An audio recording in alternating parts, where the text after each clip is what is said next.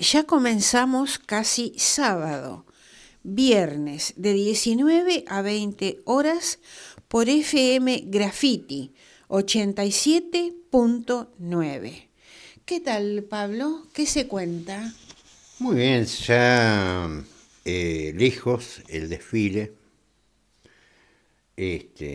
Ahora que hay una vicepresidente peronista, siempre, Sí, sí, así, ahora hay una vicepresidente sí, así peronista. dice la vicepresidenta. Bueno, hay que escuchar cada cosa. Mira, qué sé yo, acá peronista,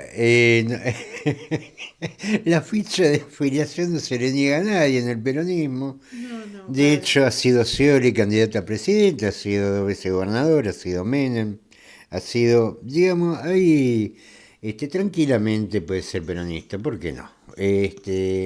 Ya esa es una discusión que por mi parte dejé cancelada en el año 74. Eh, Mira, ¿por qué? yo siempre cuento la misma historia, que es el aguinaldo es de la época de Perón. Sí, sí. Ujú. Muy pocos saben la historia del aguinaldo, que Perón la tuvo que meter por decreto. Sí. ¿Por qué? Porque los diputados peronistas no lo apoyaban. Ujú. Entonces yo siempre dije, mira, una cosa es Lo que que uno, dedujo que al final el que único peronista era Perón. por eso digo, una cosa es que uno puede estar de acuerdo o en contra, hay cosas que uno puede cuestionar, hay muchas para valorizar. Y creo que también parte del resentimiento de la gente que no es peronista no es tanto por Perón y Evita, me parece que más por los peronistas. E Sí. incluso también algunos peronistas que en algunos casos se han servido, como lo han hecho, y en especial en esta última etapa democrática. Cuando Perón estaba en el exilio también, hubo muchos sindicalistas Sí. que se colgaron del peronismo, incluso hasta en algún momento empezaron a hablar después del peronismo sin Perón, Ujú. Sí, sí, sí.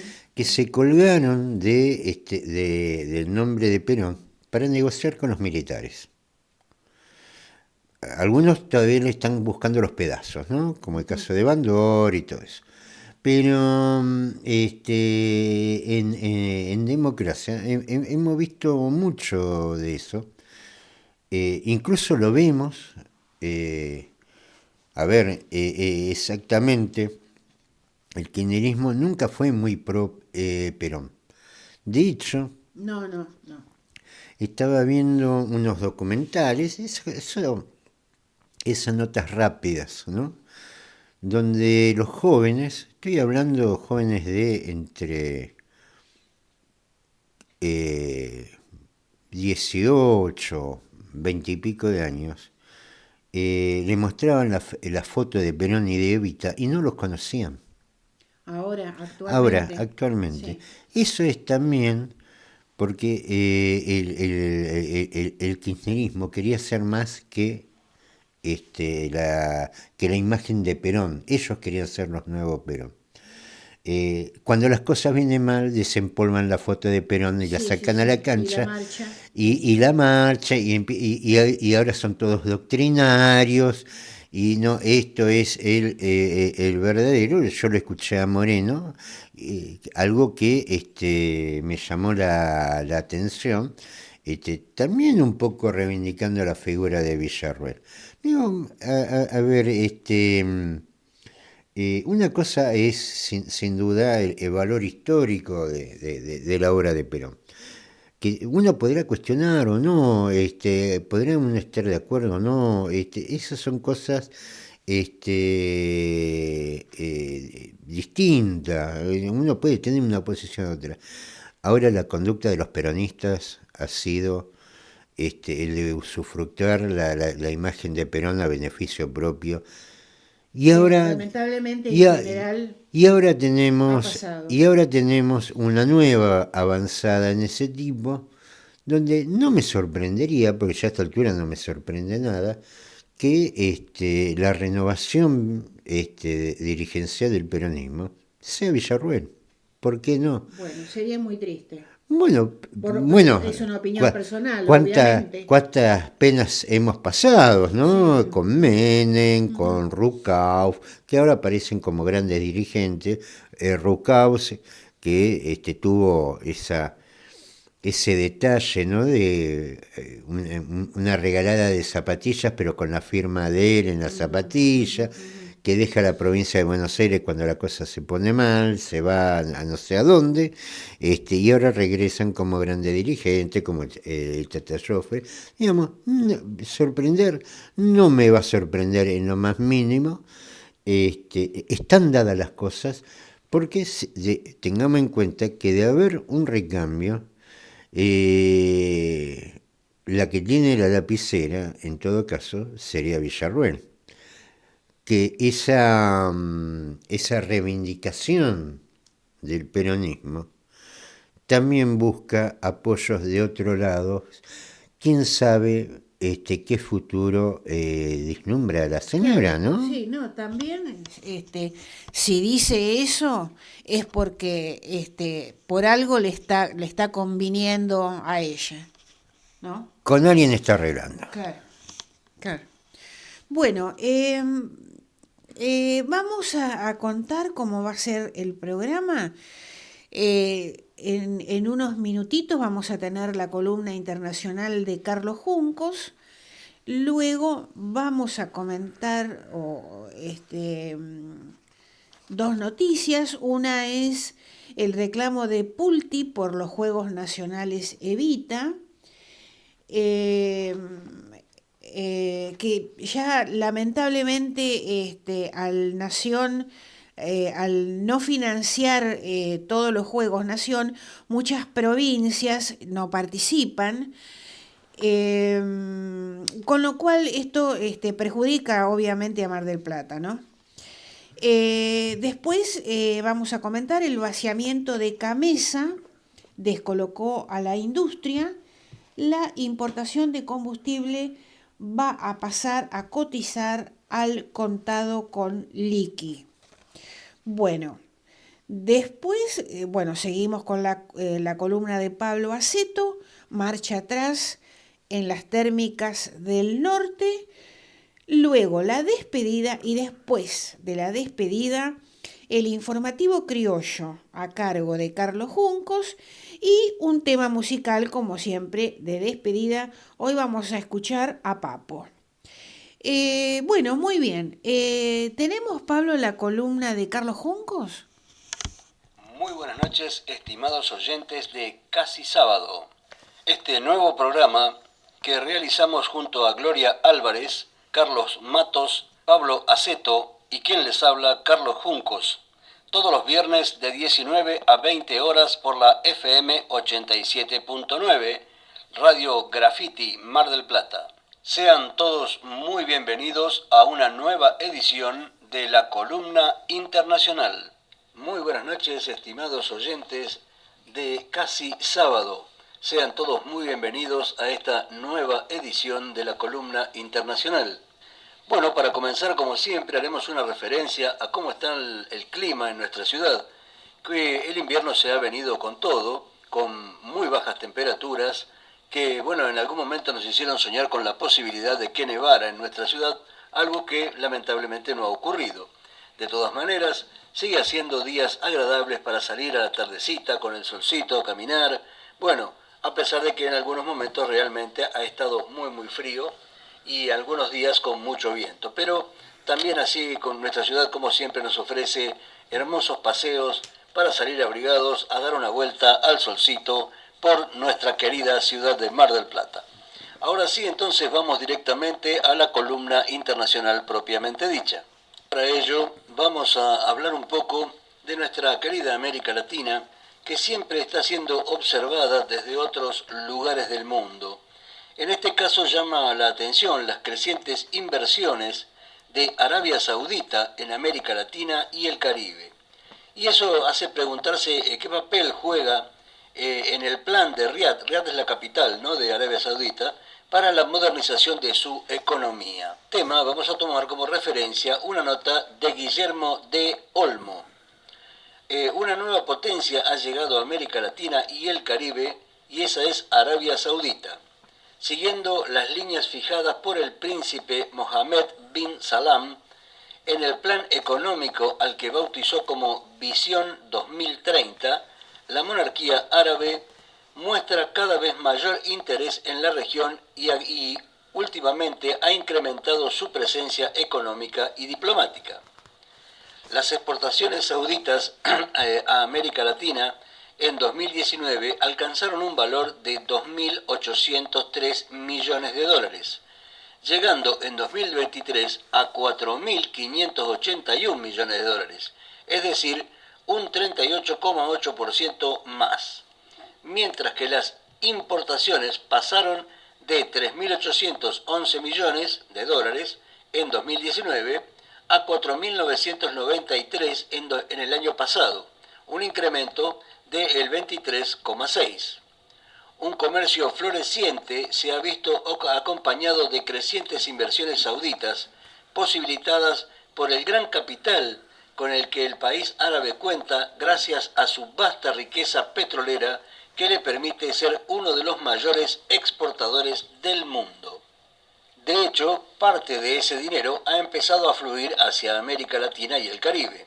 Guyana anunció el pasado noviembre que Riad, vuelvo a reiterar, ¿no?, Riad es la capital de Arabia Saudita, por ahí se le llama así como una forma de referirse al país, se ha comprometido a invertir 2.500 millones de dólares para el desarrollo de los países caribeños en los próximos años.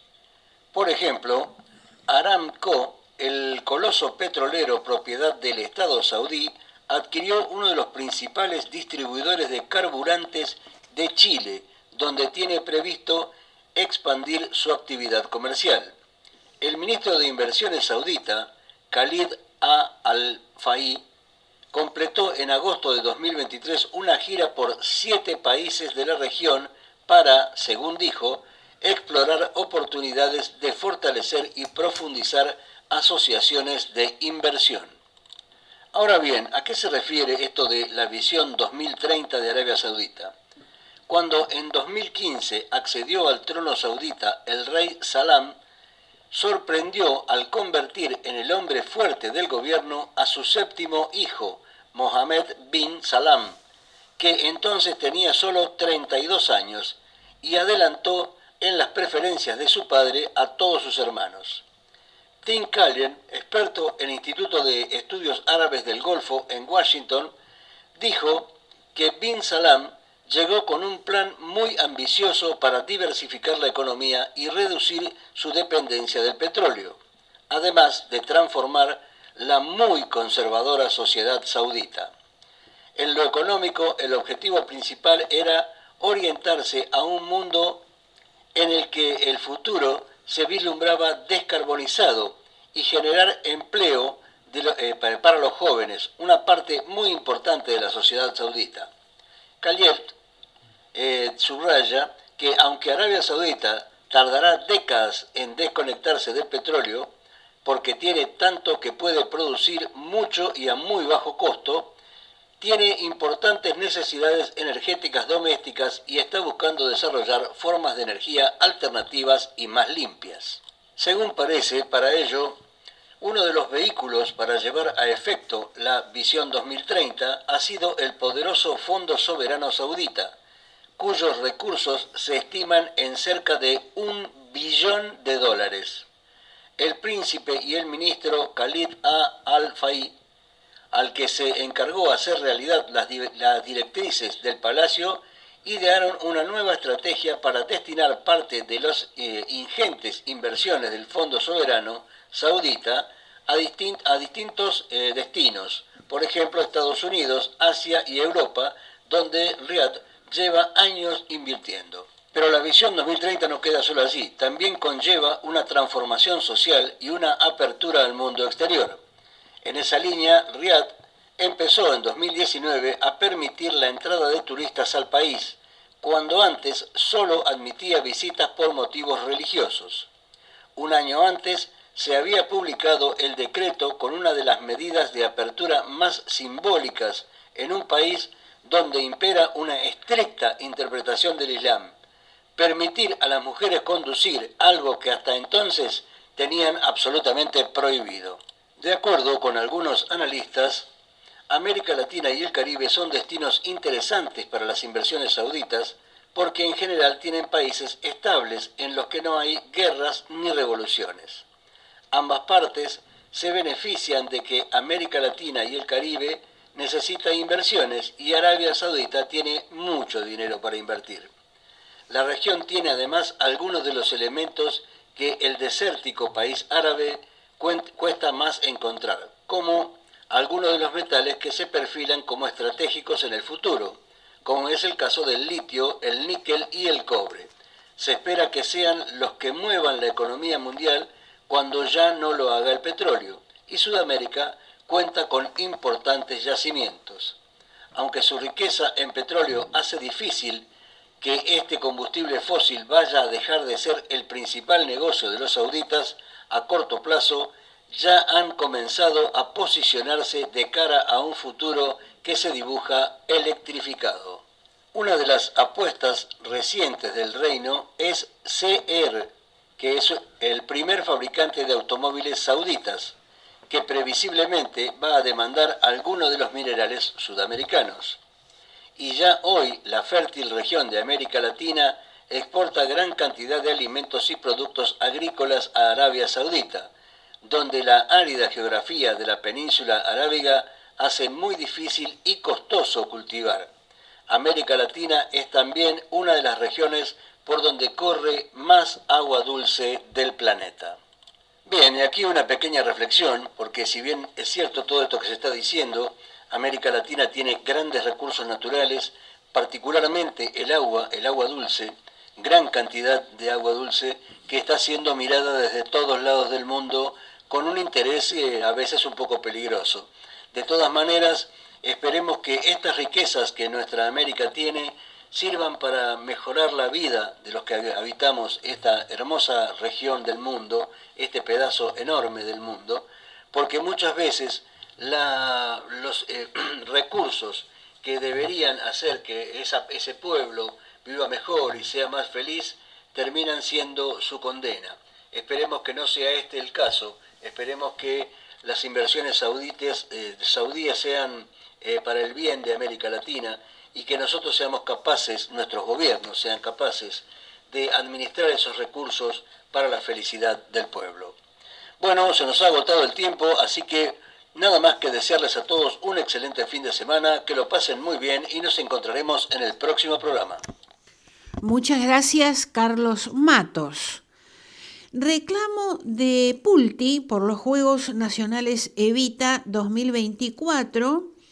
El diputado provincial Gustavo Pulti, a través de la red social Twitter, formuló un reclamo por los Juegos Nacionales Evita 2024.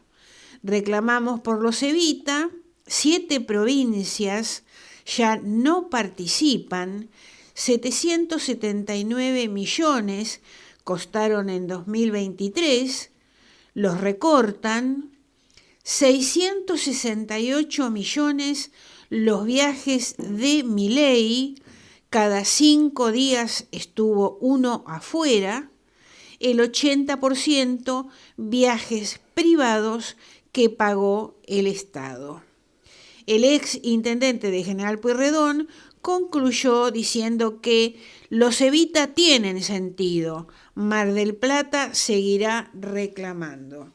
Sí, es verdad, por supuesto, esto que dice Pulti.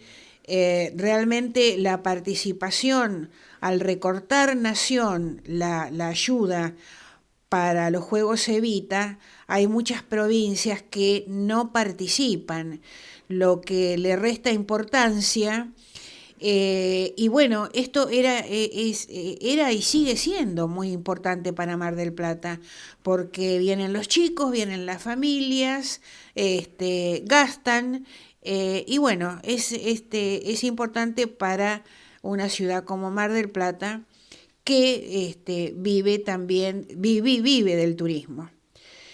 Muy bien, pasamos a otro tema. El vaciamiento de Camesa descolocó a la industria. La importación de combustible va a pasar a cotizar al contado con liqui. Las generadoras deberán importar directamente el combustible líquido, sin garantías de acceso al dólar oficial. El costo se dispara cerca del 50%. La resolución, que barrió de un plumazo con la serie de regulaciones sobre Camesa, descolocó al sector energético. Quedamos patas para arriba, expresaron desde una de las empresas. Si bien la resolución firmada por el secretario de Energía, Eduardo Rodríguez Chirilo, consta de apenas 3 artículos, resta analizar el alcance de las resoluciones eliminadas. No obstante, lo notorio de una primera lectura es que Camesa dejará de importar combustible para abastecer la generación térmica. El gobierno se desentiende del mercado eléctrico y deja a Camesa sin facultades. Esto es gravísimo porque Camesa garantizaba la importación de combustible al dólar oficial. Con esta medida, la Secretaría de Energía deslinda todas sus responsabilidades y no hay ninguna garantía. Las empresas vamos a tener que importar por nuestra cuenta y vamos a tener que cotizar al dólar paralelo, que es al único que accedemos libremente, sin intervención del gobierno. Y hay que, por ahí, para el que nos escucha, como verán, si van de programa en programa de televisión no van a ver nada de esto, en los noticieros ni nada más. Esto es de una gran importancia, de una gran gravedad. Sí. Como veníamos diciendo, varios programas, el tema de los hidrocarburos representa el 60% de la electricidad producida. O se produce o por gas o se produce por fuel oil. ¿Qué es lo que garantizaba Camesa? Porque a todo esto sí toman los portales que son relacionados con el tema de energía. Van a ver que hay récord en Vaca Muerta, récord en producción, estamos todo negro de petróleo, pero tenemos que seguir importando. ¿Eso por qué? No se entiende, ¿no?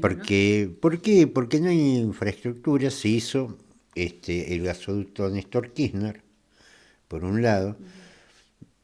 Hace varias décadas que aparece la promesa de Vaca Muerta, pero no se ha creado ninguna nueva refinería. De hecho, la de San Lorenzo está cerrada desde el 2018, está abandonada. Digamos, acá hay culpas repartidas, pero ¿qué es lo que hace el gobierno de Milei?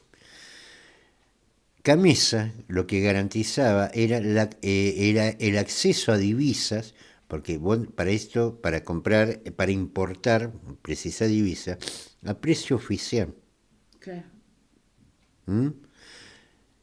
¿Qué es lo que van a tener que hacer las generadoras?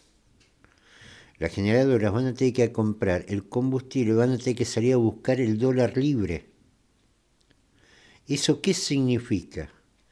vean la boleta de la luz y aumenten un 50% más que la brecha que hay entre el dólar oficial y el dólar paralelo.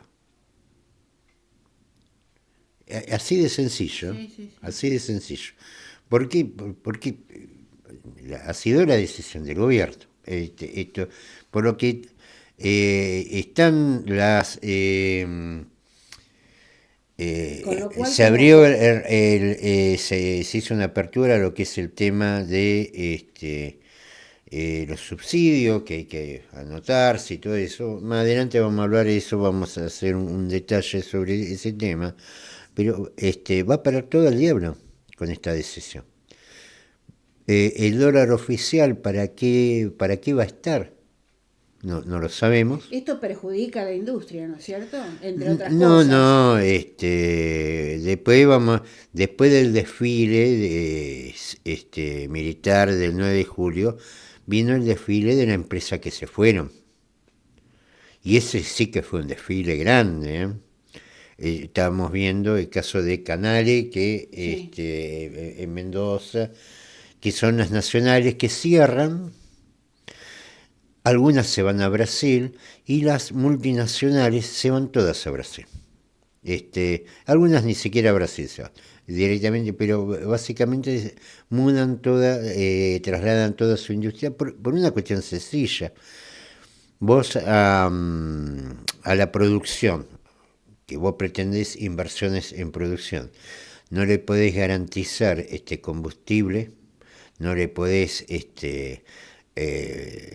a dar un precio competitivo, ¿a qué van a venir?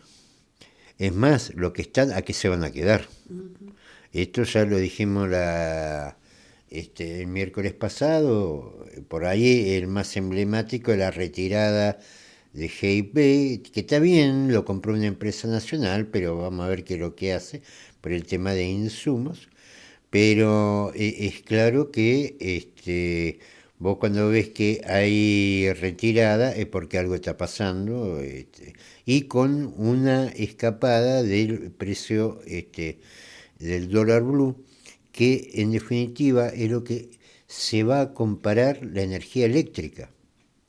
Porque recordemos, el 60% de la energía eléctrica depende de los hidrocarburos. La energía era uno de los pocos precios de referencia de la economía que se sostenía a la cotización oficial. Con esto, los economistas advierten sobre el efecto dominó que puede tener este salto en los costos. Hoy la brecha está cerca del 50% y esa es la magnitud del aumento de costos de importación si el Estado se corre por completo. Consideró un reconocido economista que agregó que un aumento del precio de la energía desata el aumento de los costos de producción e impacta en toda la estructura de precios de la economía. Otra de las fuentes consultadas con conocimiento en la redacción de resoluciones oficiales marcó una profunda contradicción entre decisiones que se imparten de la misma Secretaría.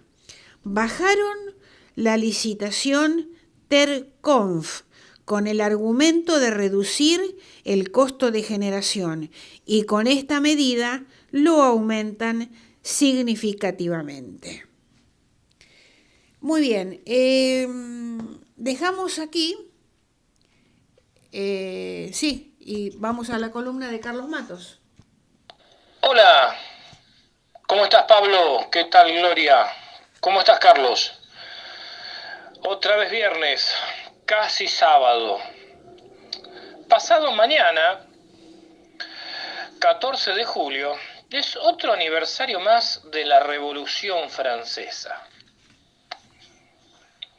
¿Qué percepción tenemos de los derechos humanos? Esa es una pregunta que debemos hacernos con frecuencia porque muchas veces hablamos de los derechos humanos, de los derechos políticos, de los derechos sociales, económicos, y pareciera que no todos hacemos el mismo recorte. Los derechos del hombre y del ciudadano. Bien, hace una semana atrás, en una charla informal con una de las personas, podríamos decir de pensamiento progresista, que se acercó a la Asamblea contra el Tarifazo, no podía comprender por qué hacíamos algunas críticas al gobierno anterior en materia social. Por supuesto, al gobierno actual le formulamos muchísimas más críticas. Y esto tiene que ver con cuestiones relativas a la discapacidad. Yo le decía que, por ejemplo, uno de los graves problemas que hubo en Andis, en la Agencia Nacional de Discapacidad, es que este gobierno dejó afuera a muchas personas con discapacidad que cumplían con un trabajo importantísimo al no renovar los contratos. Por supuesto que esto es un atentado hacia la Agencia Nacional de Discapacidad, un atentado a la calidad de vida de muchas personas con discapacidad, pero yo no puedo dejar de señalar que si esta gente pudo dejar sin efecto, o mejor dicho, no renovar determinados contratos, es porque muchos compañeros y compañeras, trabajadores y trabajadoras con discapacidad, no tenían estabilidad laboral. Estaban en una situación precarizada. Esto también hay que marcarlo. Después de un tiempo de haber ingresado, de haber trabajado, deberían haber sido incorporados a la planta permanente, cosa que no ocurrió. Y entonces el gobierno de Milei tuvo piedra libre para decir, no renovamos los contratos y dejamos a toda esta gente afuera. Alguna vez hablamos del famoso genocidio por goteo, pero ese es otro tema. Ahora, volviendo al planteo inicial, ¿qué percepción tenemos de los derechos humanos cuando hablamos de derechos humanos? No nos parece una pregunta menor. En la escuela, recuerdo mis años de adolescencia cuando, al hablar de la Revolución Francesa, veíamos un avance importantísimo con la Declaración de los Derechos del Hombre y del Ciudadano. Y sí, y muchas veces escuchábamos emocionados la Marsellesa. No vamos a negar la calidad musical de la Marsellesa. En lo personal reconozco que también es un himno que tiene una significación grande, porque cuando inauguramos la estatua de Luis Braille en la Plaza Peralta Ramos, una estatua que lamentablemente ya no existe porque fue vandalizada, entonamos la Marsellesa en homenaje a este gran francés, Luis Braille, que además tiene una enorme proyección cosmopolita. Qué difícil que es focalizar el tema, ¿no? No es que nos vayamos por las ramas, sino que ciertamente es muy complejo el abordaje de qué percepción tenemos de los derechos humanos cuando hablamos de los derechos humanos. Bueno, pero volvamos a la Declaración de los Derechos del Hombre y del Ciudadano. Revolución Francesa. Claro, acá no aparecían los esclavos ni las esclavas, porque no eran hombres. Tampoco aparecían las personas con discapacidad. No aparecían los niños. En realidad la Declaración de los Derechos del Hombre y del Ciudadano quedaba limitada a una minoría. ¿Era un avance? Sí, seguramente era un avance. Era un avance, pero resulta que ese avance a muchas personas les fue indiferente o directamente le pasó por arriba. En algún momento se habló de estos derechos como los derechos de la libertad y los derechos humanos de la primera generación. Después, con el constitucionalismo social, se habló de los derechos de la segunda generación, derechos humanos de la segunda generación, y después de los derechos de la tercera generación, al hablar de los derechos colectivos y también de los intereses difusos. Pero acá empiezan varias contradicciones. A la luz de la Declaración de los Derechos del Hombre y del Ciudadano y del espíritu revolucionario francés, surgieron varios movimientos de liberación. El primer país en independizarse en la América Latina, llamada así América Latina porque también incluía las colonias francesas, fue Haití. Claro, pero esa revolución fue reprimida. Y los franceses no reconocieron los derechos de los haitianos, ni de muchas de sus colonias. Pasando a otros derechos, fíjense, Declaración de los Derechos del Hombre y del Ciudadano, que no contemplaba un montón de gente. Pasando a otros derechos, pasando a nuestro país, nos encontramos con el sufragio universal, secreto y obligatorio, que resulta que no era ni tan universal ni tan obligatorio, porque, por ejemplo, las mujeres no votaban y las personas con discapacidad estábamos eximidos de votar. Sin embargo, se hablaba de universalidad. ¿Cuándo el voto fue universal en nuestro país? Sabemos que las mujeres se incorporaron al voto llamado universal durante los primeros gobiernos peronistas. Si bien ya habían existido ensayos acerca del voto femenino mucho antes. Ahora, el hecho de que voten varones y mujeres, ¿se puede denominar voto universal? ¿Sufragio universal? Recordemos que las personas con discapacidad, de hecho, muchos no podíamos votar por falta de asistencia en el voto, o lo que se llama el voto asistido.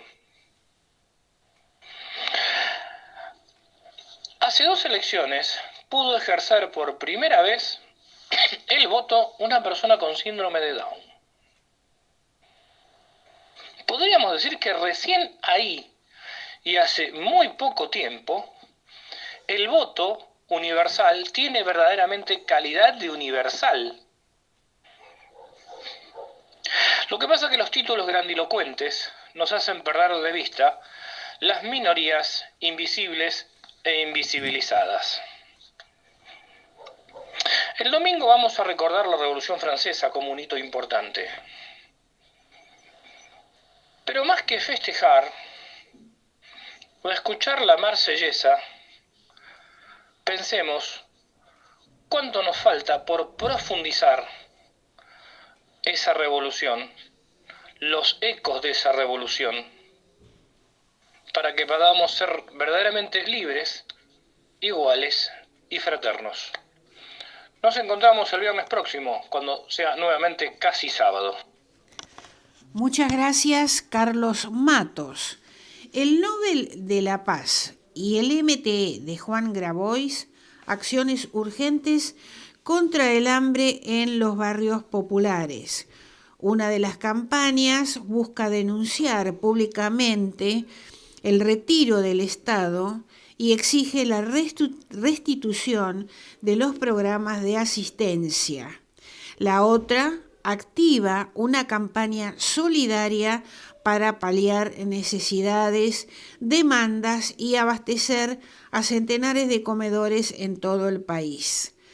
La batalla para que el Estado se haga cargo continúa, pero en el mientras tanto los necesitamos, dijo Grabois.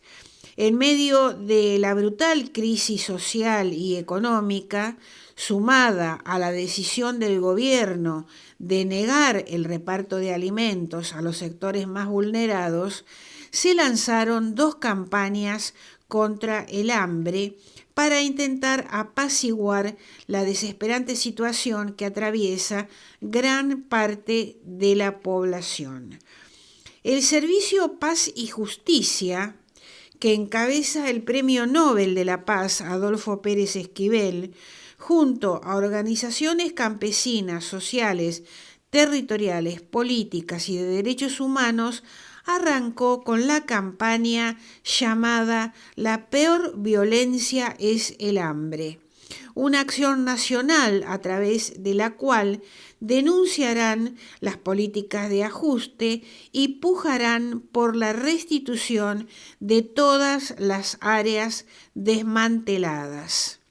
En paralelo, distintas organizaciones se sumaron a la propuesta del Movimiento de Trabajadores Excluidos, el MTE, que dirige Juan Grabois bajo la consigna Ningún pibe con hambre. La campaña de aportes solidarios intenta abastecer de alimentos a centenares de comedores comunitarios de todo el país y tratar de suplir la decisión del Estado de desentenderse de la crítica situación argentina.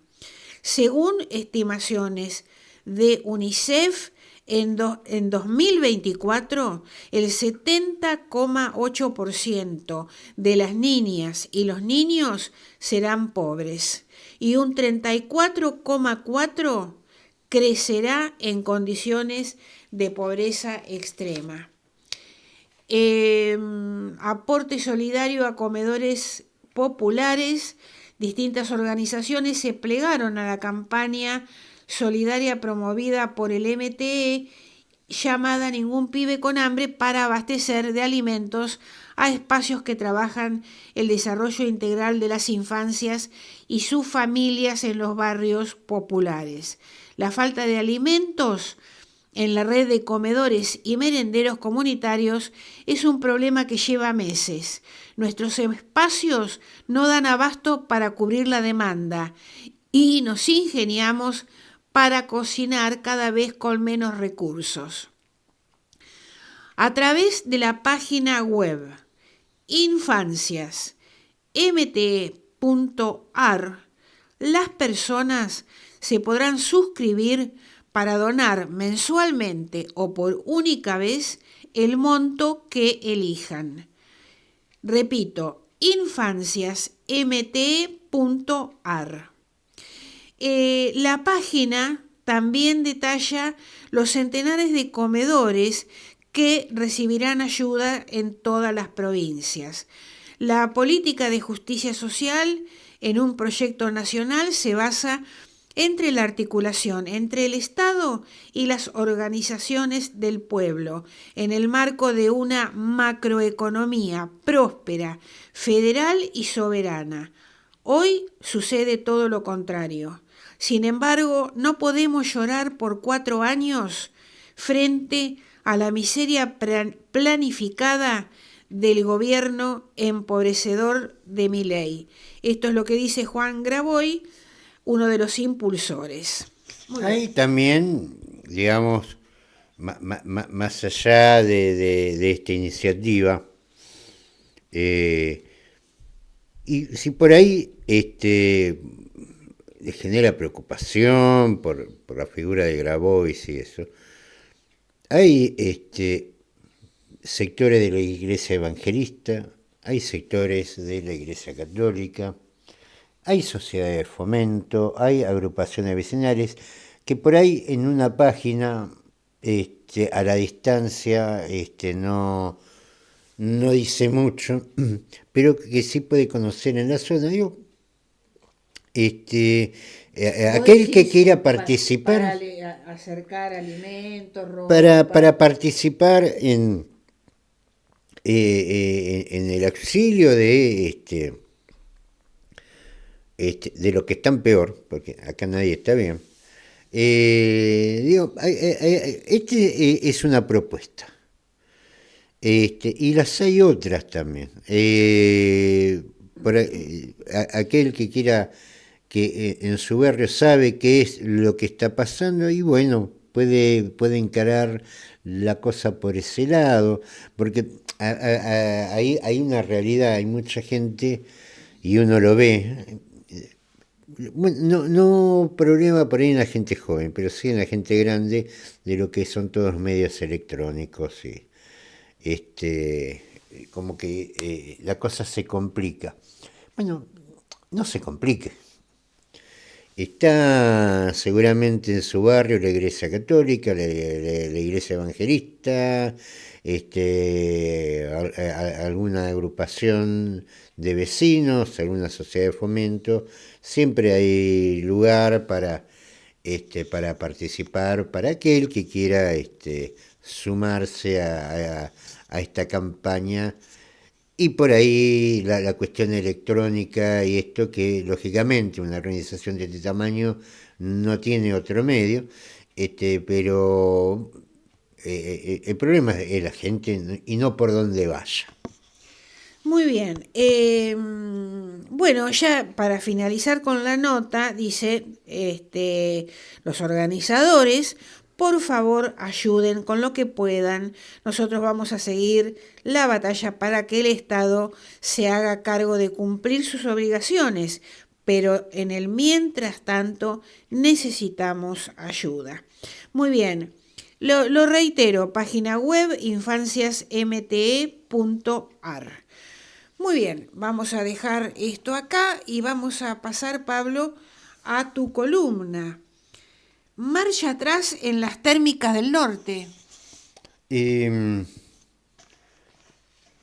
Se nos ha, incluso también con participación de muchos sectores de la oposición, que ahora son oposición, quizás en el futuro no tanta oposición, no sabemos muy bien cómo se va a conformar las cosas, que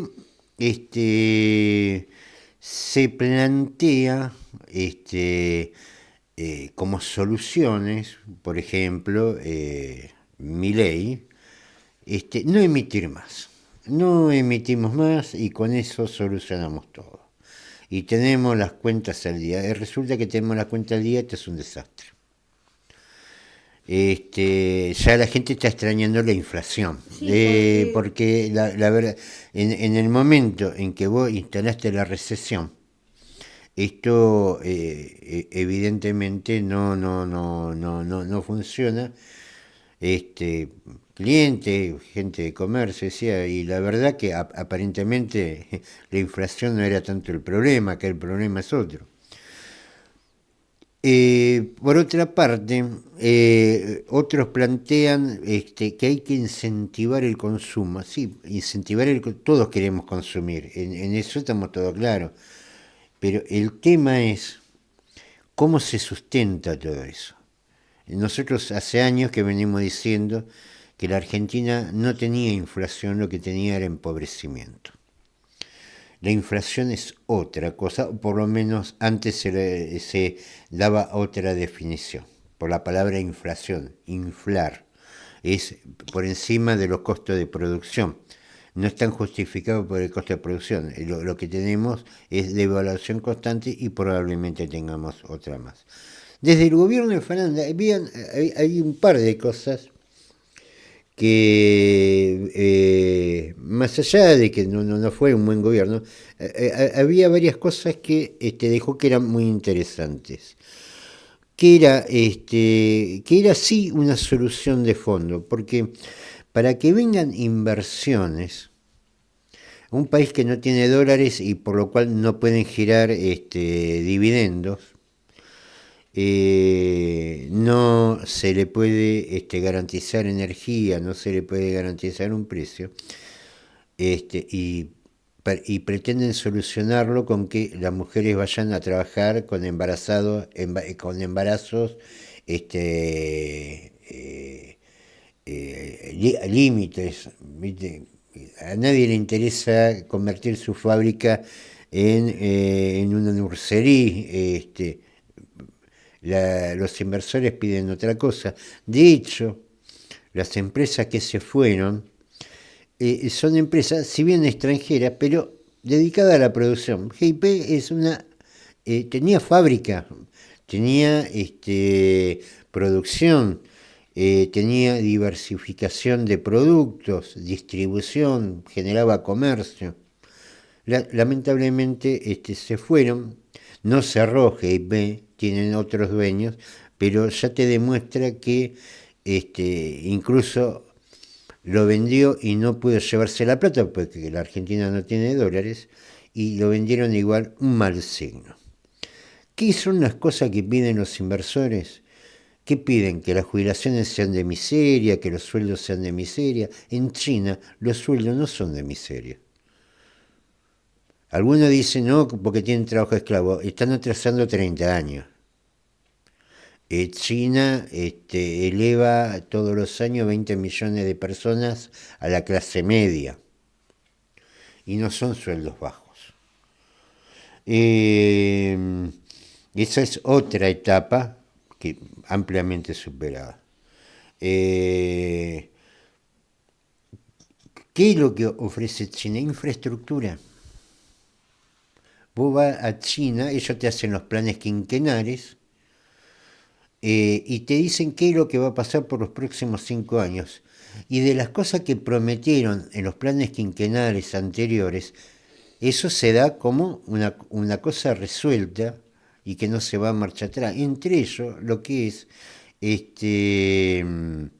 la infraestructura. Vos para instalar fábricas, como se ha instalado en China, vos, ¿qué es lo que tenés que tener? Trenes, tenés que tener rutas, porque la mercadería tiene que transitar, tenés que tener puertos, tenés que tener electricidad. Dijimos, y en un precio competitivo, porque si está todo caro, cuando vos salís a vender afuera, ¿qué vas a vender si tu producto es más caro que lo demás? ¿Qué es lo que le está pasando a Europa ahora? Que producto de las sanciones que ellos le aplican a los rusos, ellos terminan aumentando el precio de sus productos. Por eso de Alemania la gente, las empresas también se van como en la Argentina. Lo mismo pasa en Francia, en Inglaterra. Más o menos, la que quedó más o menos acomodada es España con el turismo. Cuando se termine el turismo, los inviernos van a ser complicados, pero por lo menos tiene el turismo. ¿Qué es lo que decidió el gobierno de Milei ahora en la resolución del Ministerio de la Secretaría de Energía, la 151 del 24? Canceló 2 centrales térmicas ya a punto de tener la obra culminada. Estas 2 térmicas, que son de producción a través, lo aclaro para aquel que no está en el tema, estas térmicas en el norte, que una iba a estar en Catamarca, que no son térmicas para Gildo y Infram. Estas térmicas se conectan a la red, al sistema argentino de interconexión, y le iba a dar estabilidad a todo el sistema eléctrico. Estamos hablando de cada una con una capacidad de generación de 120 megavatios.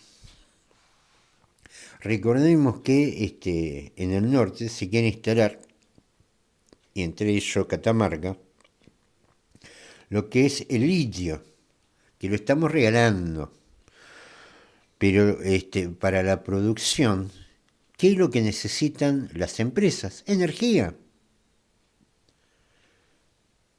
Usted cuando va a comprar una casa, ¿qué es lo que se fija? por ahí el estado de la casa no le interesa tanto si tiene colectivos, si tiene agua corriente, si tiene gas natural, porque la casa en definitiva se arregla. Ahora todo lo otro, que es infraestructura, ya no es tan fácil de arreglar. La resolución da por terminado esto de dos emprendimientos que ya estaban a punto de culminar. Esta obra había sido adjudicada a la empresa Juan F. Seco, Sociedad Anónima, que es justamente lo que habíamos hablado en el tema anterior, porque cuando se dice que se terminó con el esquema TERCONF, el esquema TERCONF era esto, era TER vinculada con la nuevas plantas de generación de energía eléctrica. Entonces, y recordemos, esto lo hablábamos la semana pasada, recordemos que por 2 años Atucha 1 va a estar cerrada. Entonces, ¿quién va a venir a la Argentina? El recurso es caro. No es abundante y encima es deficitario. Es decir, alguien va a venir a invertir en Argentina para la producción, sabiendo que no tiene garantizada ni electricidad. La electricidad cuando la tenga no va a saber a qué precio, seguramente va a ser a precio de dólar, como habíamos hablado antes, con el retiro de CAMESA, de la regulación de CAMESA. Las generadoras van a tener que salir a comprar insumos, importar insumos a dólar blue. ¿Quién va a venir a la Argentina en estas condiciones? Van a venir la pirateada, lo que se vienen y se llevan esos récords que hablan todos los días de producción de crudo, que evidentemente a los argentinos no le están generando ninguna solución. Y a todo esto, los aumentos de impuestos, encima también a los combustibles, como pasa también en la ciudad de Mar del Plata, donde el intendente no tuvo la mejor idea que grabar una tasa a los combustibles. Como lo hace Montenegro, lo están haciendo también en otros municipios. En estas condiciones, con estos costos que se habla claramente, hasta hace poco éramos los únicos que hablábamos de esto, pero es claro que la base de costo de cualquier sistema productivo es la energía. Nos vamos, nos volvemos a encontrar el viernes que viene por Graffiti FM 87.9 con Casi Sábado, de 19 a 20 horas. Nos vamos escuchando el informativo criollo a cargo de Carlos Juncos y un tema musical. Vamos a escuchar a Papo, Quizá Mañana. Saludos para todos.